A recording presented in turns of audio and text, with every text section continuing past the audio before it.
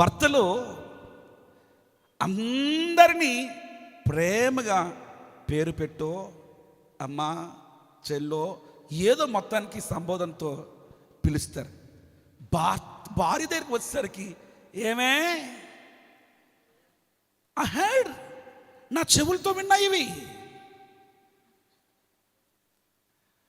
రావే పోవే, ఏమే పని మనసా?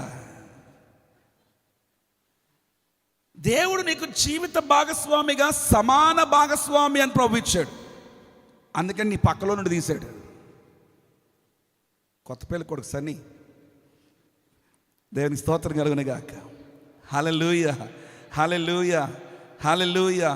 నీవు ఎంత నీ భార్యను ప్రేమిస్తున్నావు అనడానికి నీ నోట వస్తున్నటువంటి మాటే, ప్రేమపూర్వకమైనటువంటి పిలుపే దానికి ముందు